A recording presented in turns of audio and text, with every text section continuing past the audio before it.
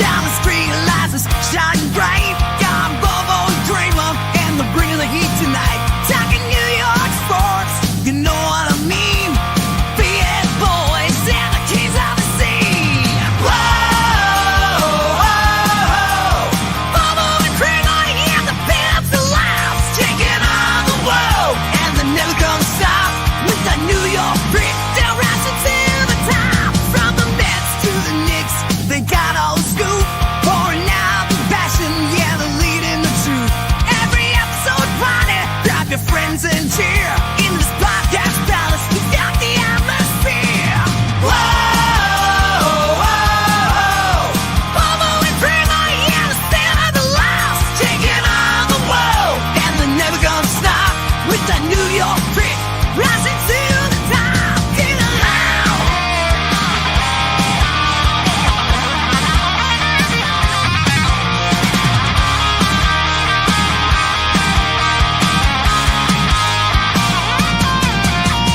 Tune in, turn it up, feel electric sound. With every single word, you're never gonna frown. From the Midline Giants to the Madison Square, Bobo and Cramer, yeah, this man can get it out. Whoa, whoa, Bobo and Cramer, yeah, the stand up to loud, taking on the world, and they're never gonna stop with the New York grit. They're rising to the top. Get loud. Yeah, the best in the house is where the legends play. Bobo and Cramer, leading the way. Raise your glasses loud, shout it out loud. And the best in the house, we're rocking the town. And the best in the house, we're rocking the town. And the best in the house, we're rocking the town. And the best in the house, we're rocking the town. And that's right, everybody. Welcome back once again to another edition of the Best Seat in the House podcast. As always, I'm your host, Rob Kramer, joined by my co-host, the great Daniel Bobo Curlin. And Dan, how you doing tonight, buddy? I'm doing good. I'm actually going to be tomorrow. I'm actually taking part in this. They're recreating some of the games from season 2 of Squid Game, promoting season 3 at a little thing in I think it's a Domino Park in Brooklyn. They're gonna recreate some of the games in Squid Games. Sand's the part where you're gonna get killed. No one's gonna get killed here, but aside from that, it's a recreation. It's a recreation of the games in Squid Games, and I managed to lock up a free spot to take part in it. So you might Very see cool. footage of me taking part in that. All right, so that's something to check out for on social media. So have fun at that tomorrow.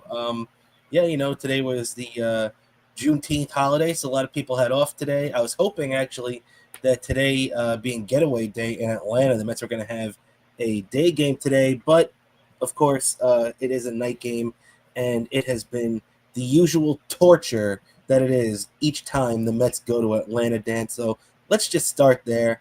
And this whole downward spiral we're going to be talking about for the Mets started this past weekend with a dominating sweep at the hands of the Rays. You come in there after that series and you could kind of say to yourself, all right, the Mets have been really good so far this year. They're coming off a really strong stretch. Maybe they just had a bad weekend against the Tampa Bay Rays, who are still playing pretty well right now. They actually came back after being down 8-0 in their game yesterday. So, the Rays are showing some life there and everything, Dan. But then it comes to Atlanta, and that's where the Mets go to die each year. The only outlier being last year's game 161, but they came in on Tuesday, had a 4-1 lead. David Peterson's cruising into the 8th inning. Next thing you know, boom, 5-4 loss in 10 innings. Yesterday, dominated by Chris Sale, 5-0 loss. Dan, what are your thoughts on how this series has gone so far? It's been terrible. I have no freaking clue what is going on. Worst time to have pitching issues, especially we got to face the Phillies the next week. Mets better win. Mets better win today and tomorrow. That's all I can tell you. They better find a way to win. Well, today is the last game of the series. We play the Phillies tomorrow. Yes, so we got to win today. We got to win today against the Braves, and we got to take 2 out of 3 against the Phillies. Yeah, Well, we're going to be talking about that. Yeah, man, you're right, because we're going to be talking about that series, with the Phillies in a minute, and that's not going to be getting any easier as Friday night's series is going to be kicking off against one of the worst free agent decisions the Mets have ever made, letting Zach Wheeler walk. He's going to be the opposing pitcher on Friday night, so that's not going to be fun. That is not good, and the Mets got to keep the game as low scoring as possible to have a chance to win this. That's all I got to tell you. They got to keep it close. Well, and and the other thing I got to say, it's because of a dumb decision because Steve Cohen bought the team 1 year too late. Well, that is true to a certain extent, but you can thank Brody Van Wagenen's genius for letting Wheeler walk. But we'll get into Zach Wheeler in a minute, Dan. Let's focus on this just crap Brave series that we've been forced to watch so far. As you can see on the screen, like we were talking about earlier, 4-1 lead the Mets had, on Tuesday night. It looked like, the Mets were going to cruise to this one. And I thought in this, I had no problem with David Peterson coming out for the 8th inning. I don't know what you thought. David Peterson still had a very good pitch count. He was dominating going into that spot.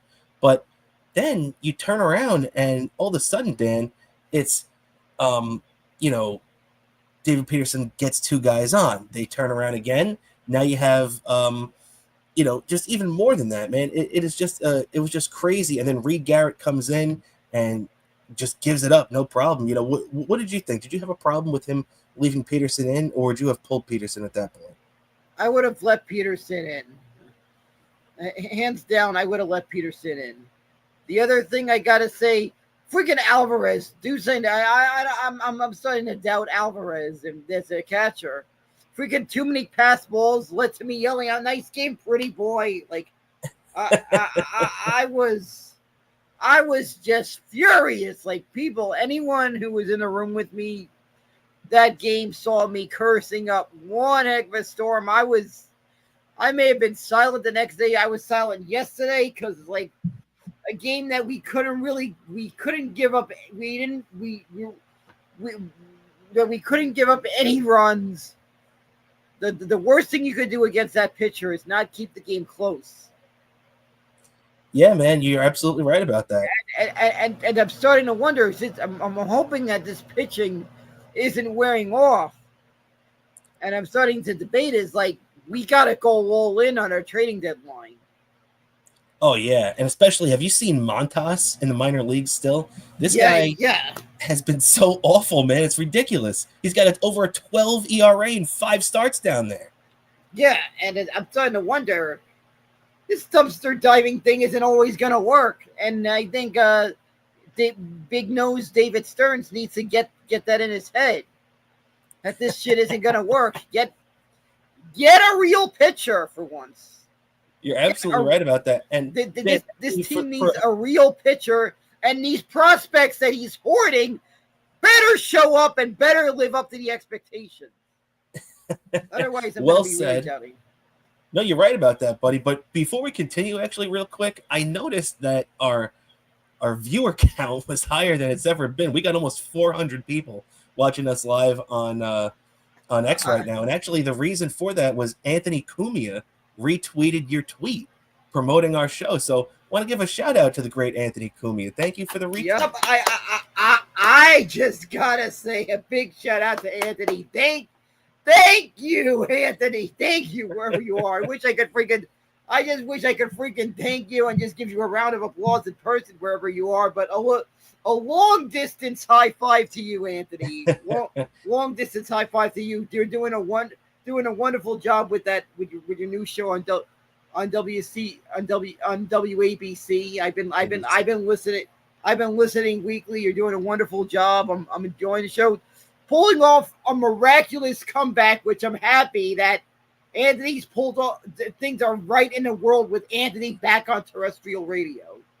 You're right. And he's been doing a fantastic job, like you said. I've been listening weekly myself. And the special treat is, once a month or so, getting the him and Jimmy shows. So I've absolutely been loving those. Thank you once again, Anthony. Very, very cool. And so, yeah, Dan, just to keep it rolling along here, talking about the Mets' awful week in Atlanta. And then they blow the game on Tuesday night. where they had the 4-1 lead in the eighth we just talked about. You knew, by the way, as soon as that game went into the extra innings and it was coming up, and the Mets didn't push the Manfred fake runner in from second base in the 10th, you knew they were not going to win that game, right? I mean, as soon as it went to the bottom of the 10th tied, in my opinion, the game was over. Yeah, so that just annoyed me. I also admit that whenever the Mets play against the Braves, I will not listen to any music by any artist from the state of Georgia during this whole series. Are you going to listen to the Devil that the Devil went down to Georgia though? I don't know about that. I don't even know if that artist is from Georgia, but well, this is Charlie Daniels, man. Yeah, I think he was from Georgia, but yeah, that did these whole 3 days. I was not anything I listened to on Spotify. I was not listening to any artist, specifically no artist from Georgia this whole series. And this maybe you should start listening to artists from Georgia and change things up a little bit, man. Yeah. We got to change this mojo up a bit. Yep, exactly. And I had to say, maybe someone needs to make a call to this guy and have him show up and bring back this mojo, because when it comes down to it, you can't kill the Grimace. The executive producer making a cameo here. Yep, nothing can kill the Grimace. Nothing could kill the Grimace. You're absolutely right about that. And Dan, looking at the game yesterday, that game was even worse. At least the Mets gave us hope in game one. In game two, it was dead from the first inning on. You knew against Chris Sale, when Paul Blackburn gave up 3 runs off the bat, it was cooked. And then that, seemed to be the case through the entire game, losing 5-0. Yeah, exactly. And I feel this is someone who last year David Stearns should have signed. The Mets should have signed Chris Sale. I kept saying it all season that year. He is someone the Mets should have taken a flyer on, should have signed. Well, the thing is, too, what happened with him, and I agree with you, but it wouldn't have been as easy as just signing him, because remember, he was with the Red Sox, and he was coming off all these injuries for years and years where he really hadn't been the same pitcher. And all of a sudden, the Braves traded last year. You remember that second baseman that had like a really good second half a couple of years ago named Grissom Vaughn, a guy that had about 2 months of good baseball in him and hasn't played well since. He's been terrible with the Red Sox, but they actually traded Chris Sale for Grissom Vaughn, and the Braves got a Cy Young out of it. And, the one thing that did work out in our favor, though, was him missing out on the playoffs and his last start that was supposed to be against the Mets last season in game 161. And luckily that didn't work out, where he ended up not making that start against the Mets. And the Braves ended up getting knocked out in the first round, and the Mets advanced. Yeah, exactly. And I also feel like the Mets could have benefited to that, because I feel like they could have got Chris. You know why I think the Mets could have got Chris Sale easily? Because the Red Sox are good at making horrible trades. It's like in their history. That's a good point. You bring that up, actually, too. Let's talk about that for a sec. What do you think about the Devers deal? That was a terrible trade. I was talking to a Red Sox fan at my job. There was someone at my job who's a Red Sox fan. I was telling him, I says, man, your team is horrible at making trades.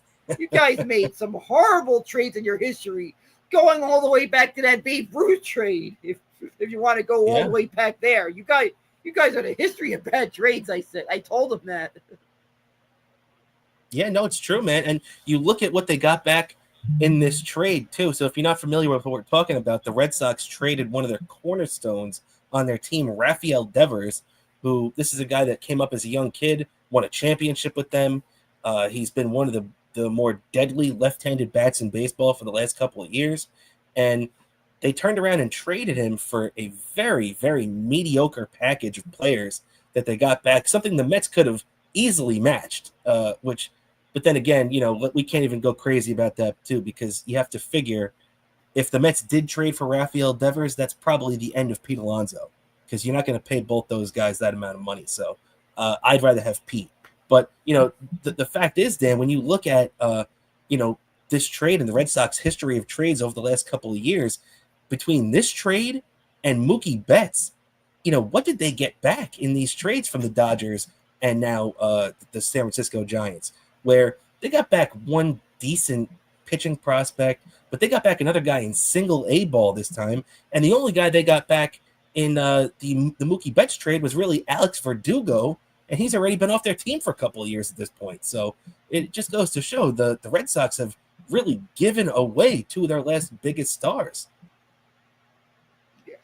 Yeah, exactly. And as I said before, if you want to go further back, they traded Babe Ruth for next to nothing. So they hit. I told the Red Sox fan, I guess it's in your guys' history. Yeah, apparently history once again repeats itself up in Boston, just as it's repeating itself right now in Atlanta. The years of torture that us Met fans have endured from the Atlanta Braves. We have not been spared anything over the last two games. It's now extended the Mets to a 5-game losing streak, a season high. They haven't had a losing streak that long since May of 2020. Remember when they really bottomed out last year? And things, were pretty much as low as it gets. Jorge Lopez, the former relief pitcher, is throwing his glove in the stands and getting released after the game. And then the next thing you know, Grimace throws out the first pitch, and the Mets are in the NLCS. So, it just shows you how quickly things can change on a dime in a baseball season because of how long it is, too. It's not like, hockey or basketball or even football, where if you have a bad month, you could be cooked. Look at the Rangers. The Rangers had a really bad November and December this year. They also kind of closed the season on a bad note, too, but that's really because they were cooked already. But when you look at November and December, that's what sunk the Rangers. And that's all it takes. In baseball, you can have a bad half of a season, which is, 3.5 months, and still make the playoffs. So, just goes to show the how different baseball is. But, yeah, Dan, I do want to give some credit, too, to David Peterson, who threw a gem on Tuesday night. 7 innings pitched, 5 hits, 3 runs, 3 walks, 3 Ks. The thing is, though, too, his line should be better because he didn't allow those 2 runs to score. He left them with runners on first and second, nobody out. Reed Garrett came in, almost got out of it, but recent Met killer Marcelo Ozuna, who's driven in, I think Gary Cohen said last night, he's driven in 24 runs in his last 15 games against the Mets. So Marcelo Ozuna has really killed the Mets over the last couple of years since 2023. And Reed Garrett wasn't able to get him out. It was a bases clearing double that tied the game. Mets would go on to lose it late. But, we got to give some credit to David Peterson because he once again turned in a really, really great outing. Yeah, I have to give credit. He's turned out to be a much better pitcher than I really expected early on. Because, early on, I wasn't sure what to make of him. But he's turned out to be better. And I'm hoping he continues this up as the situations become even bigger and bigger. Because it's only going to get bigger from here on out, the situations. They're going to face some tough opponents. It's going to be a really big down the stretch run, and it's going to be real interesting seeing what everything that's going to happen the next couple of weeks. And I'm pumped for it, and I'm hoping that the Met fans, do yourself a favor, show up, outnumber the fucking Philly fans when the Mets play against the Phillies and the Braves. Outnumber the Philly fans. That's all I ask you to do. Show the fuck up. Less red, no red in Citi Field. That's true. Orange and blue. I want to see of orange and blue. And we'll have a chance. A hostile environment for Philly fans. Well, it's going to be in Philly this weekend, but starting on Monday, that'll be the 4-game series against Atlanta, where the Mets will have a chance to, I guess, get some revenge for what they did to themselves this week. And that's the thing, too. That's what made hurt. That's what hurt most about losing on Tuesday night, because you knew when they were going against Chris Sale the next day that it was going to be, an uphill battle. Chris Sale always dominates the Mets, and the Mets bats, they've been pretty decent this year, but they've also been non-existent at times. Yeah, exactly. So it's got me nervous going into this game, and please win. And I'm hoping there's no rain going into this game. Please, no rain against the. No rain. Oh, that's it's a miracle in Atlanta, because it seems like every time the Mets are in Atlanta, there's rain. Yeah, well, they had the rain delay on Tuesday. They had the tarp on the field before the game on Wednesday. So you're right. It always seems that way. And Bobo, you got a fan in the audience right here. As Hispanic Sean King says, you're looking very handsome today. So there you go. You've got a fan in the audience there. Thank you, Hispanic Sean King. And and yeah, so Dan too. I just want to give him some credit there, and also I'm not trying to hate on Paul Blackburn. Paul Blackburn is a very good pitcher.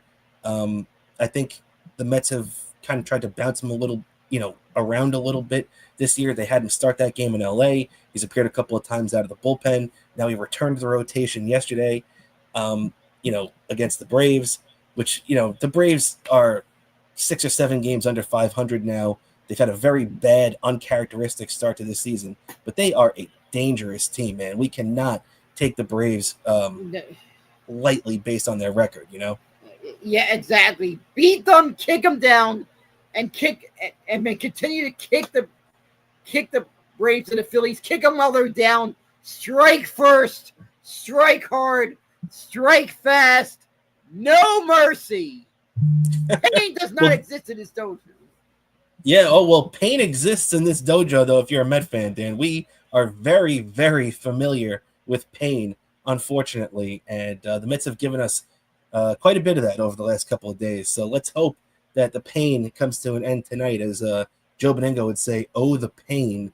And tonight, the Mets have a good shot, although, once again, we can't sit here and look at Spencer Strider, who we're going to talk about in a sec. This is so the Mets, the pitching matchup is Clay Holmes for the Mets tonight, 7-3, 2.87 ERA, going against Spencer Strider, who, if you look at that record, 1-5, 4.35 ERA, you think to yourself, okay, maybe the Mets could take advantage of this guy when he's not pitching his best, but he is coming off a win. This is a guy, too, that's coming off Tommy John surgery, so he's just starting to get back into himself. This is a guy that won 20 games 2 years ago in 2023, so you can't sit here and look at his record and think to yourself, oh, the Mets are going to knock this guy around tonight. That's going to be a walk in the park, Yeah, exactly. I feel this game is going to be nervous. It's going to be, I'm sorry to everyone if there's going to be a lot of cursing all the way until the last out. And hopefully there'll be me cursing after a Mets win, because win or lose, I'm cursing up a storm. I'm with you too. But you know what, Dan? We actually, I want to thank Anthony Cumia once again for the retweet, because for the first time ever, we actually have over 1,000 people watching us live right now.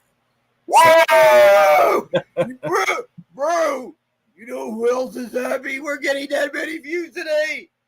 My mom! Whoa! You know who I feel sorry for? My mom!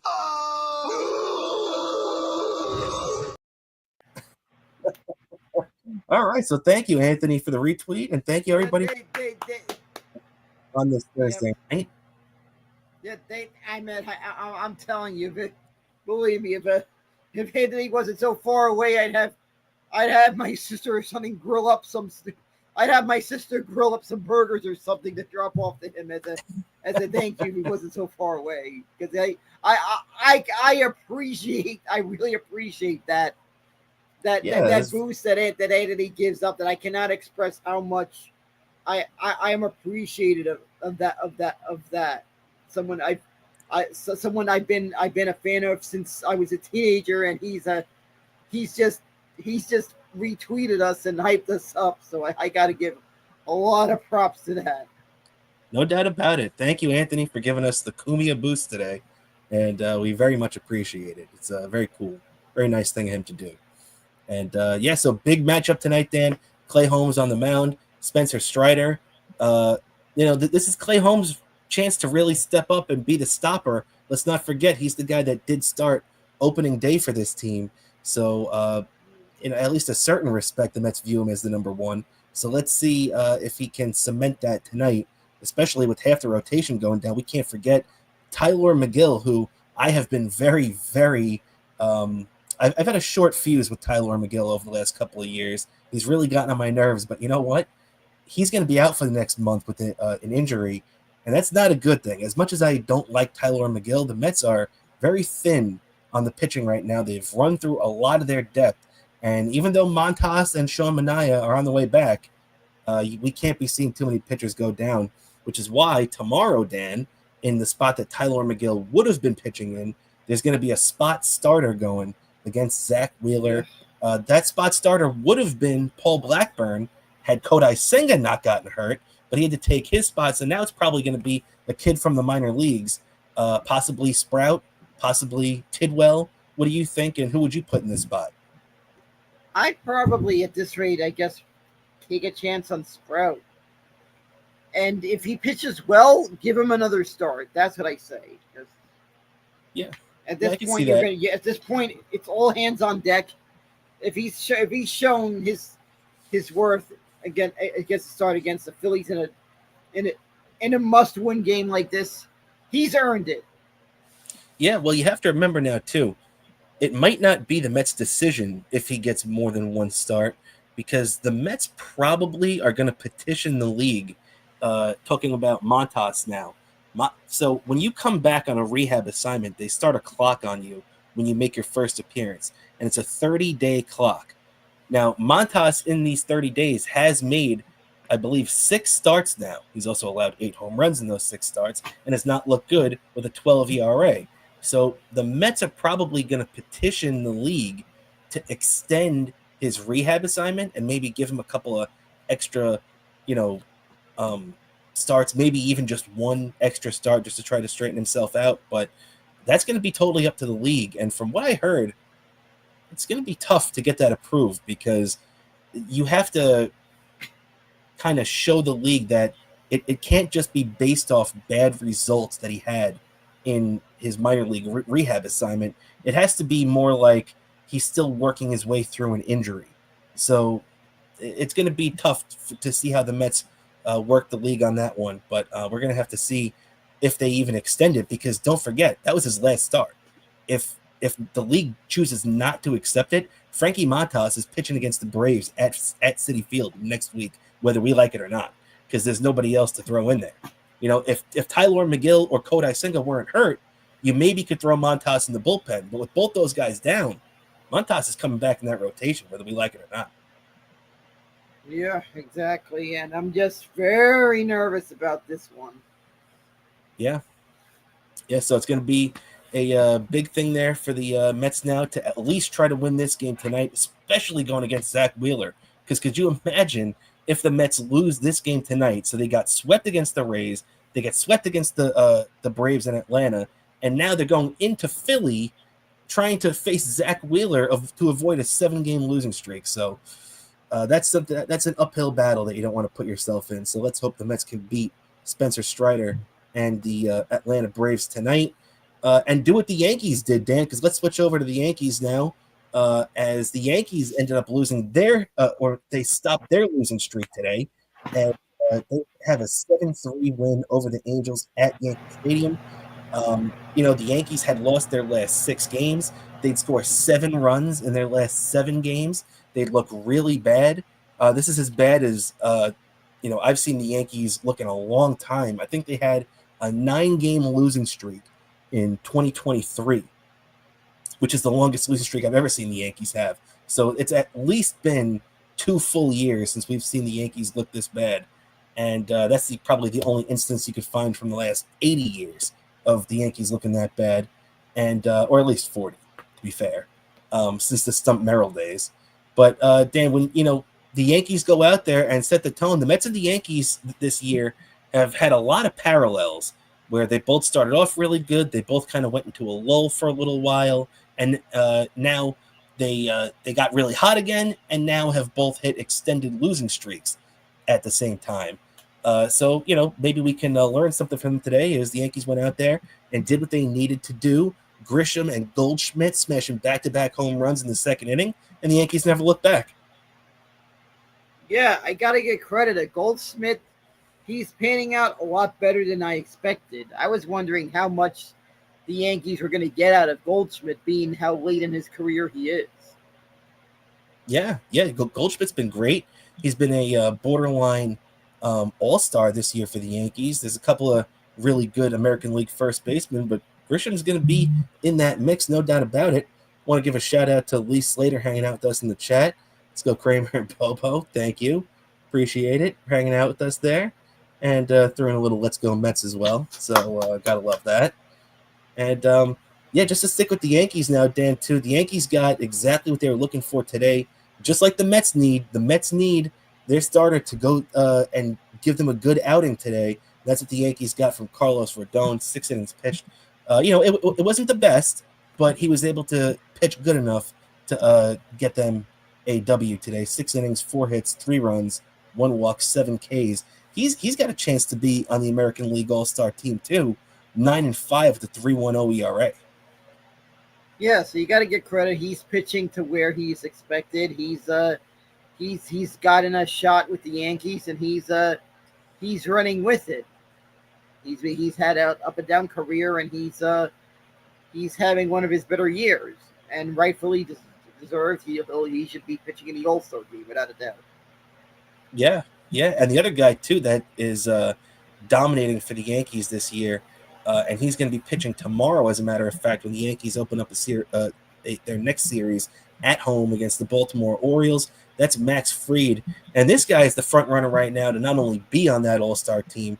He's going to be the starter on that All-Star team, his first year in the American League, first year with the Yankees coming over from the Atlanta Braves, and their big free agent prize in the offseason.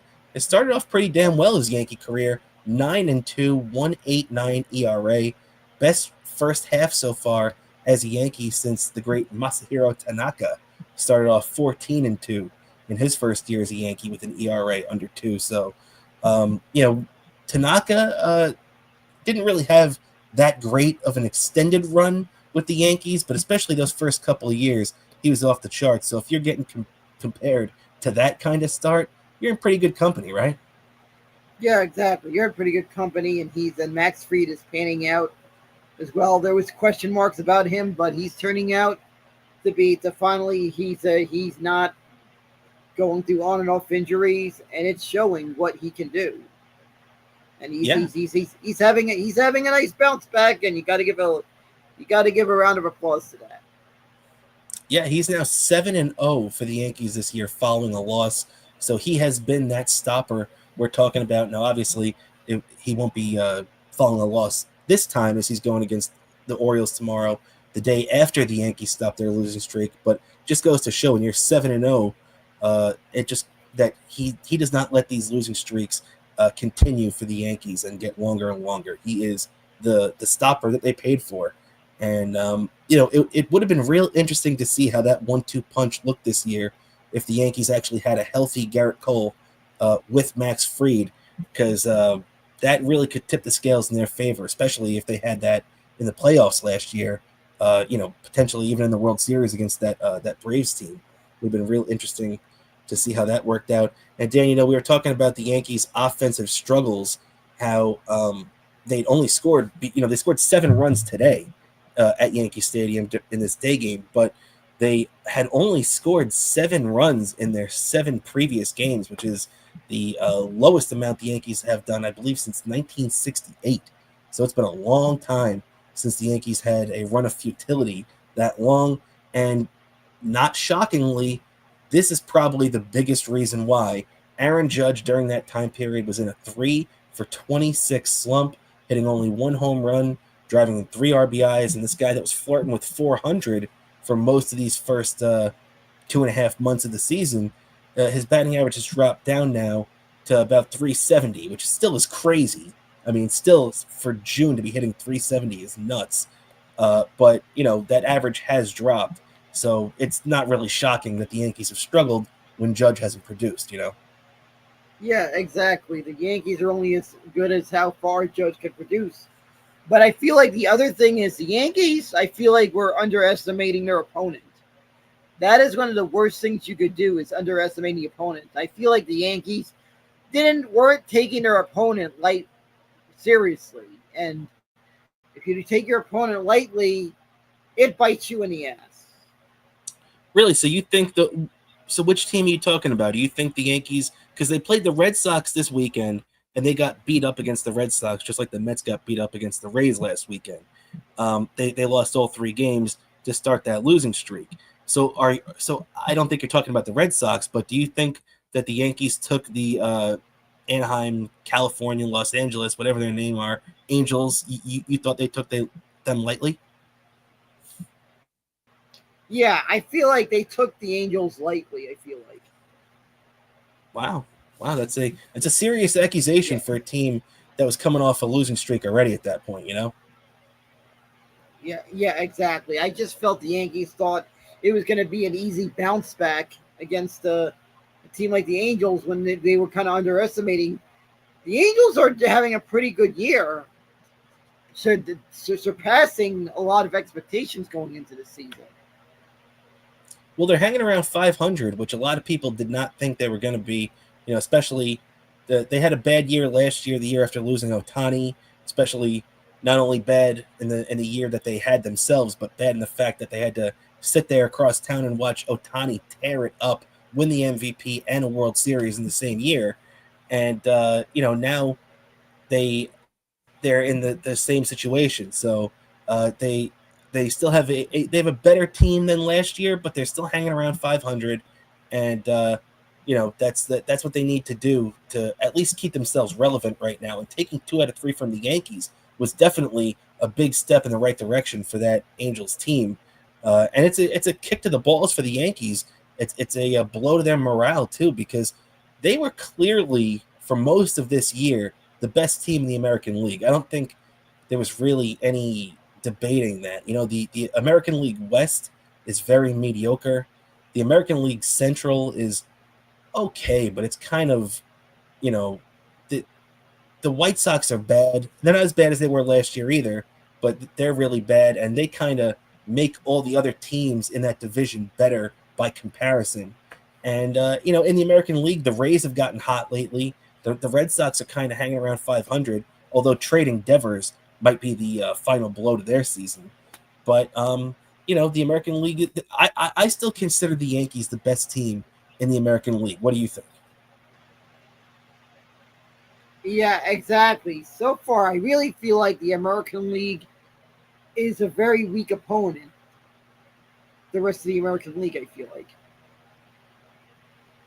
And so okay, if you're going to say that they are a weak opponent, which I guess you could say, it's definitely weaker than the National League, especially Devers moving over to the National League now too, makes the Giants that much better. So who would you say is the biggest threat to the Yankees in the American League then? I feel like the biggest threat, Seattle could be a dark horse in this. Now, what makes you say that? They're starting pitching? Yeah, I feel like their pitching could be a dark horse in the American League.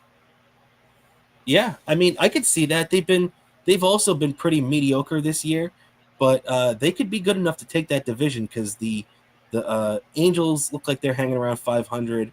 The A's are terrible as always. The Astros are still a decent team, but they're not as good as they've been. So I could definitely see that with that pitching and everything, them stepping up. But they're probably going to have to make a trade to bring a bat in to really compete with the Yankees on that level. Even though they've been getting, I mean, have you seen this guy, Cal Raleigh, their catcher out there, is leading Aaron Judge in home runs. He's got like 26, 27 home runs. And it seems like every time you turn around, this guy's hitting more. So there's a guy not named Ken Griffey Jr. on the Mariners right now that's on pace for about 50-plus home runs. So that just goes to show how crazy that is. And, other than that, Dan, Julio Rodriguez was the one guy in that lineup, too, that the Mariners had really been counting on to get some offense out of. And he just really hasn't had that breakout season, at least this year. And he's had breakout years in the past, but you know what I mean? It's not up to his standard, I guess. He's been very mediocre this year. Even going through the All-Star votes, I've wanted to vote for him, but there have just been other guys more deserving of him on the ballot. So he's just not having that season they need. And if the Mariners are going to go anywhere and be a threat to the Yankees, they're going to need Julio Rodriguez to step it up and probably one more bat in that lineup. Yeah, exactly. I feel like there's going to be two opponents that the Yankees might have to worry about. It's Seattle, and probably have to worry about the Rays down the line. Yeah, it's funny you say that too, because if you asked me about a week or two ago, I would have told you, nobody cares about the Rays. Nobody's thinking about the Rays. It's nothing that I'm sure the Yankees aren't paying one bit of attention to them. But they've been so hot over the last week or two now, you have to consider the Rays a threat. I'm not impressed by their roster. We just saw it last week, but we also saw them beat the crap out of a pretty good Mets team. So, you have to give all the credit in the world to Kevin Cash and that Tampa Bay Rays team as they continue to be relevant, only a couple of games behind the Yeah, Yankees and after this recent losing streak. yeah, Yeah, and I just feel like they're just playing with a looseness because they don't have all that weight on the world on them because no yeah, one's that's expecting true. anything from them. So they're just playing with. I feel like they're just playing with house money, and they're just it's working in their favor. Yeah, I really thought that, because this is the first year they're not playing in Tropicana Field, their ballpark that they've had since they broke in the league in '98. And a lot of people don't like that field. I was actually there a couple of years ago for a Mets Tampa Bay Rays preseason game. Sure, it's a crappy stadium, but I actually kind of liked it. I thought it had a little bit of charm to it. It was a good old stadium for the most part, albeit very bare bones to what we're used to these days. But I do have to say that I thought that not playing in that crappy ballpark was going to be, a detriment to this team this year because they are going to be playing their whole season using a minor league ballpark. The Yankees, George Steinbrenner Field, is their home park for this season because of the damage from the hurricane last season that it did to the Tampa Bay Rays ballpark, Tropicana Field. So that's going to be out the door now, and they're playing at George Steinbrenner Field, and it hasn't really affected them at all. They're almost 10 games over 500. They're in the AL wildcard hunt. They're a very relevant team right now. They're going to be probably buyers at the deadline at this point. And hey, and even too, did you see that it looks like their principal owner, who fans have vilified for years, I believe his name is Stuart Steinberg, is set to sell the team to a couple of new owners. So you know what? No, no hate to Rays fans. They put up with a lot of crap during their history. So for the good of Tampa Bay and Florida baseball, I hope that this guy's as good of an owner for them as Steve Cohen's been for us. Yeah, exactly. I know one of my cousins in Florida, her her her husband's a Rays fan, and he's excited about the prospect of a new owner. And I told him, I says, I hope you guys have found your Steve Cohen because Yeah, I exactly. can tell you I can tell you we us Met fans we're lucky enough to find the right person to own a team. That's what in the end you guys need to do to avoid a situation with what happened with Oakland. Yeah, yeah, you got to get a good owner in there, and he's got to have a vision for the team, as we saw Steve Cohen and the Cohen family, his wife, and everything have done. They've really transformed that team and the feeling around that team, and hopefully we see the same thing in Florida over there. So, good luck to the Tampa Bay Rays and their fans, even after they bitch slapped the Mets last week at Citi Field. Speaking of getting bitch slapped, our New York Rangers got bitch slapped out of the Eastern Conference Final last year by the Florida Panthers, and I got to tell you, Ugh, that as as much respect as I had for the Florida Panthers and still have, I didn't think a year later at this time we'd be talking about them winning their second straight cup. And last night, that's just what happened as the Panthers went out there and dominated the Edmonton Oilers at home, winning this thing 5-1 in Game 6, not giving Edmonton a chance to take this thing back, and they win their second straight Stanley Cup. Dan, what was your thoughts on this version of the Stanley Cup final from the rematch from last as season? far as they see it, Florida doesn't even deserve that championship team. There was no life in that building when they won the cup. I just saw like Florida is a huge chunk of snowbirds. When I've been to Florida, I've seen cars with logo. When I see cars that have sports team logos, I see a lot of sports team logos from other states in Florida.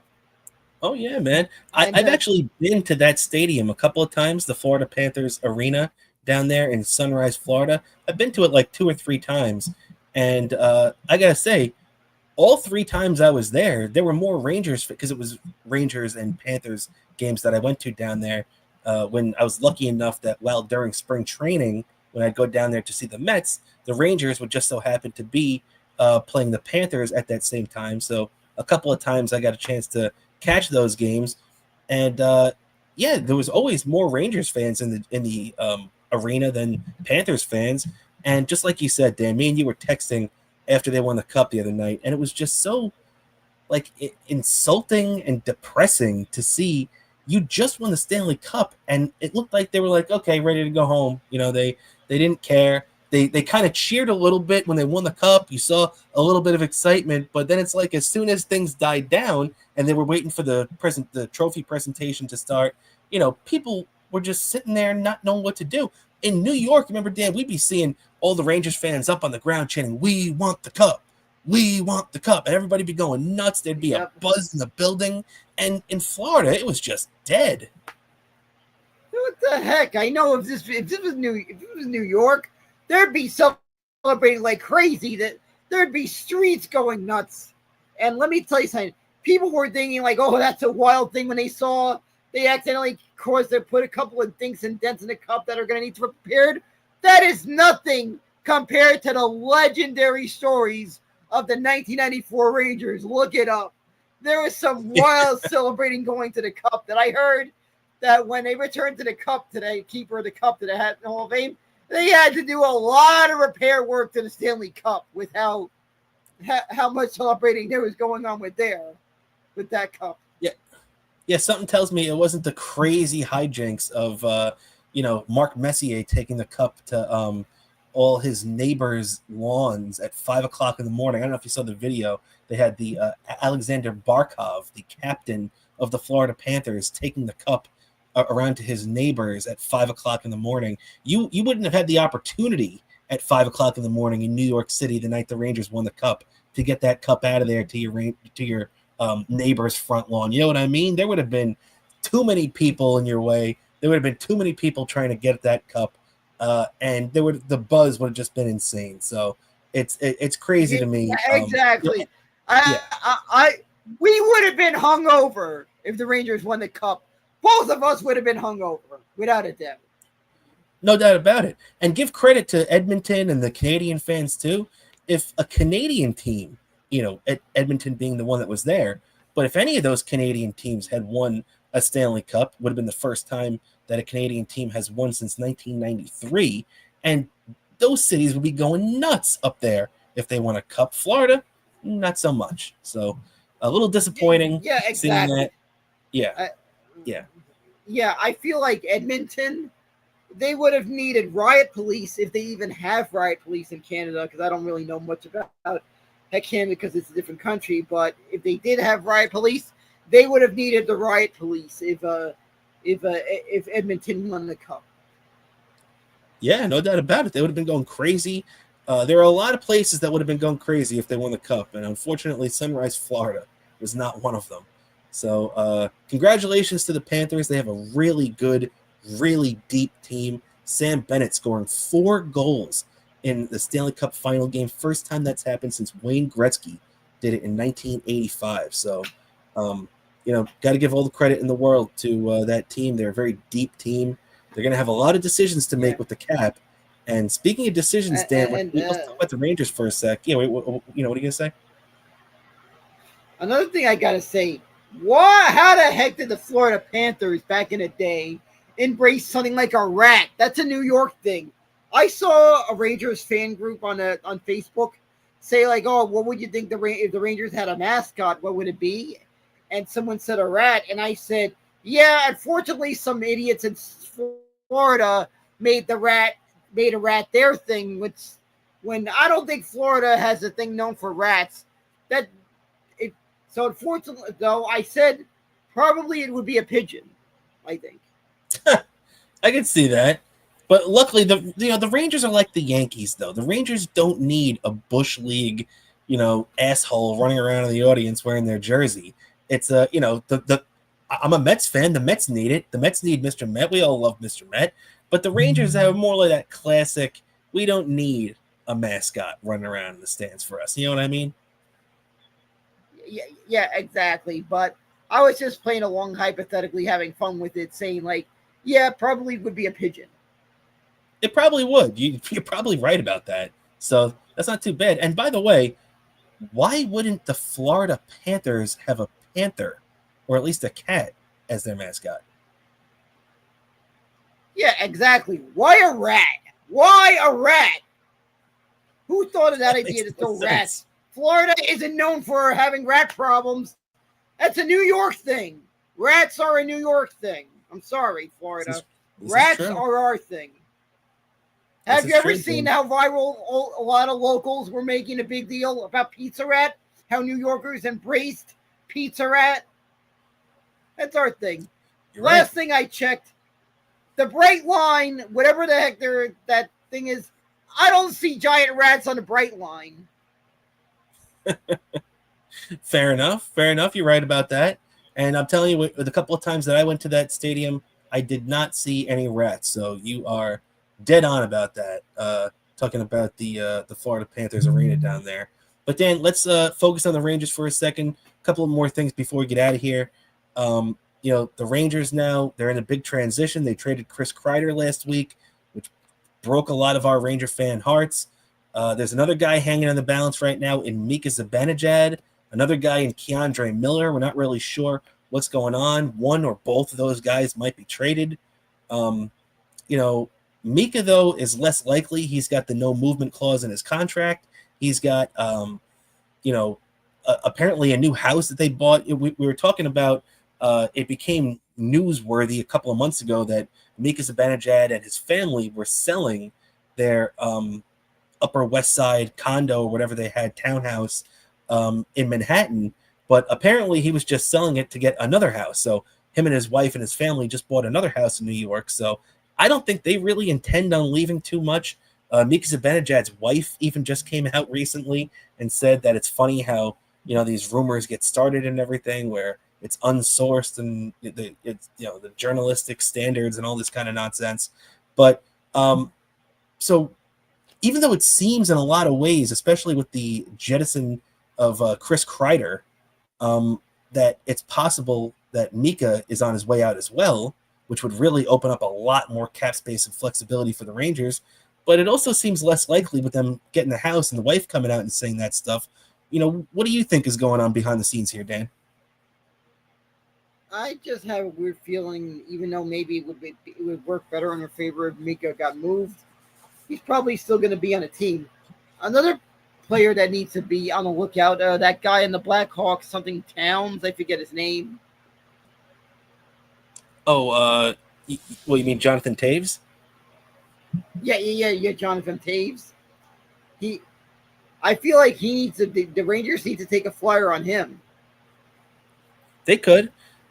Now, Jonathan Taves isn't even on the Blackhawks now.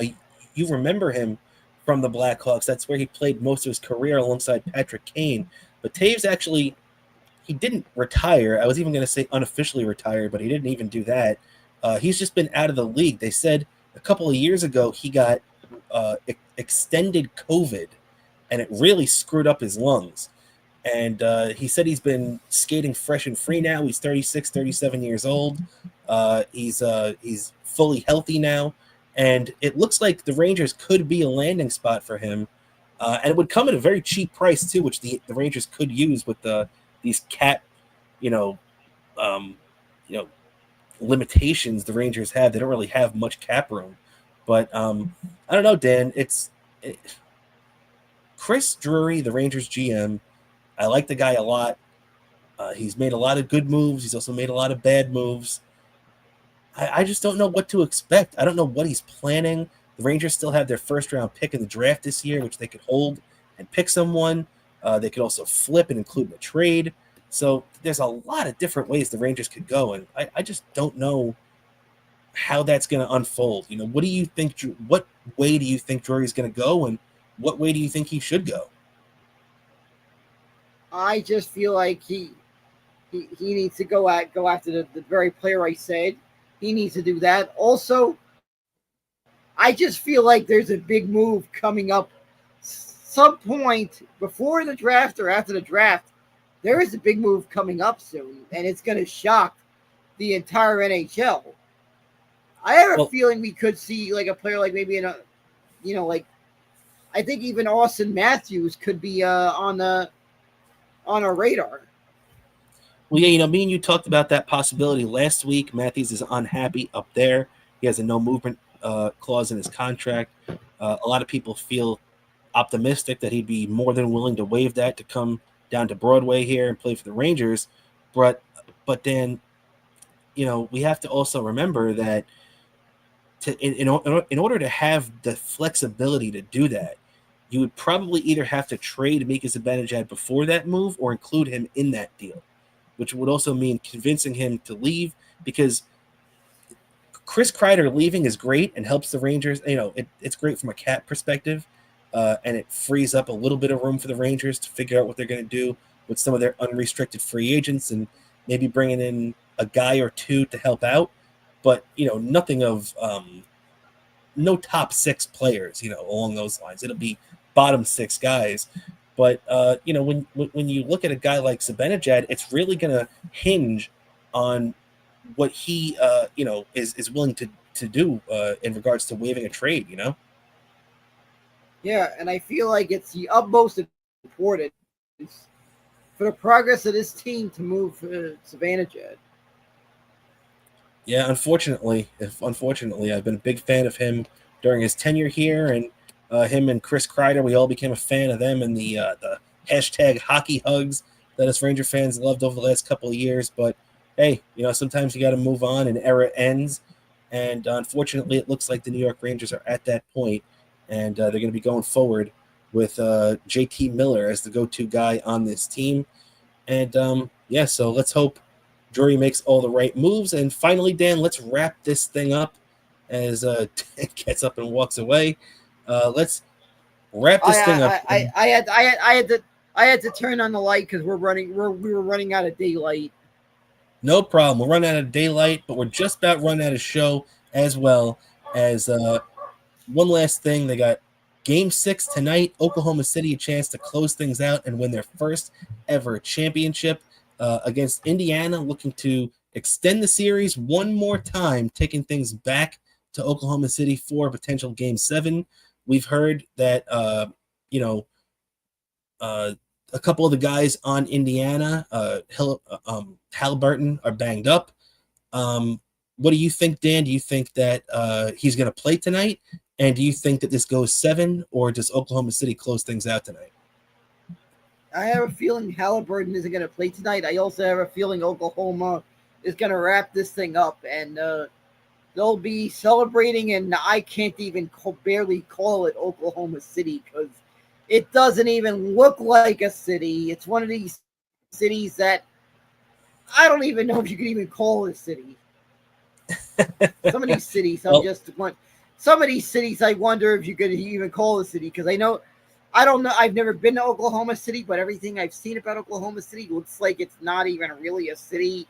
Similar to when I went to Indianapolis that time when I went to the Super Bowl, didn't even feel like a city.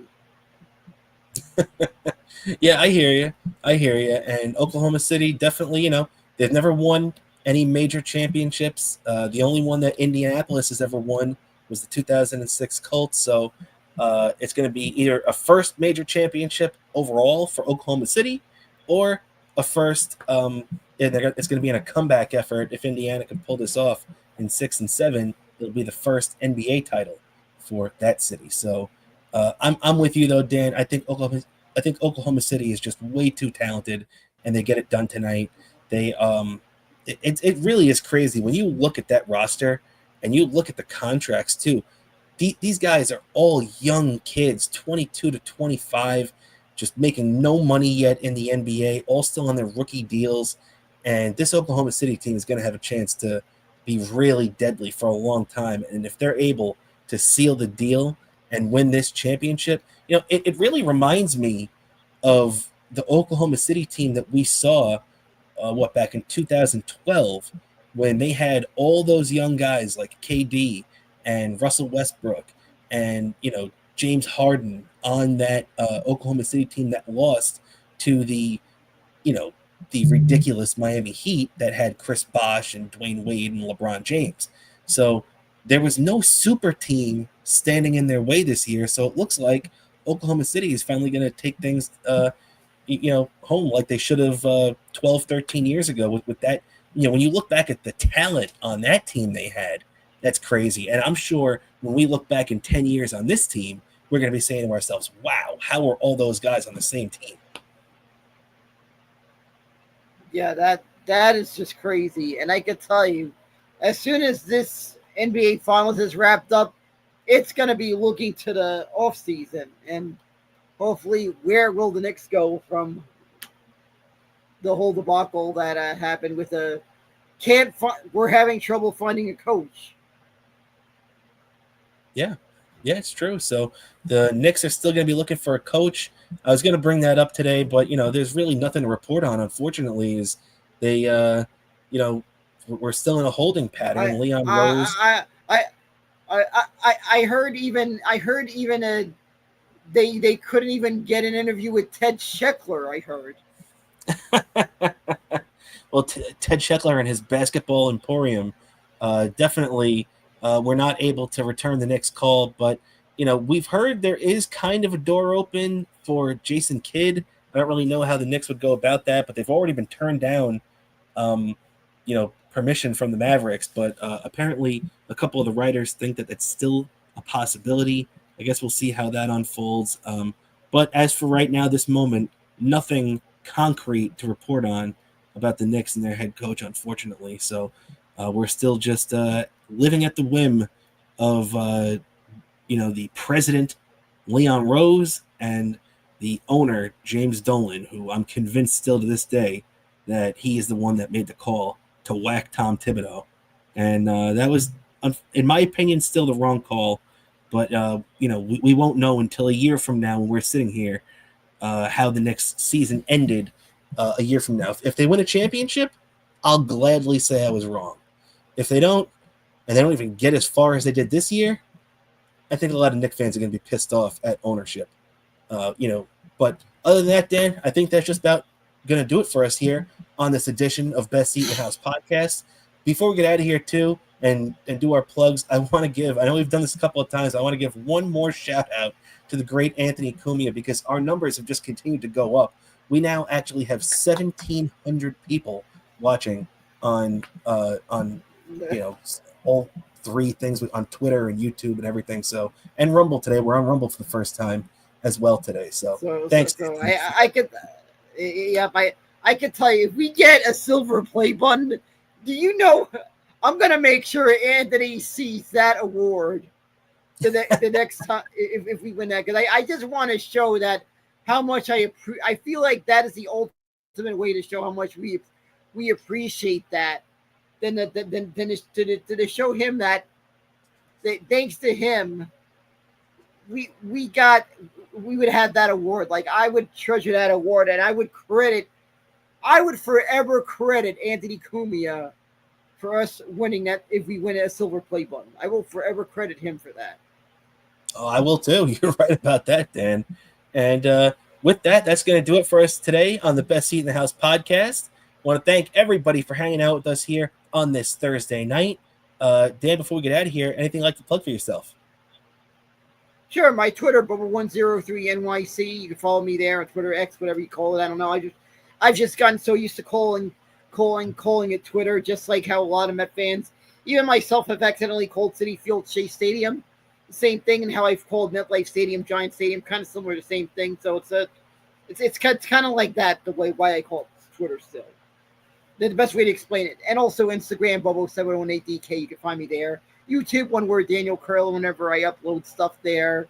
You get definitely remember subscribe to our Patreon. Our Patreon's only $5 a month.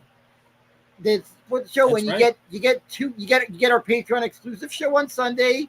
You also get 1 week early access to my YouTube videos whenever I upload stuff on YouTube. I might figure out how to upload stuff. I'm hoping maybe I can get someone to go with me to film some of this stuff. If I can get somebody to film me when I take part in this little promotional thing they're doing to promote the new season of Squid Game, I'll maybe somehow get footage of that for people to see how that turns out. I don't know how it's going to turn out, but I'm hoping it turns out well.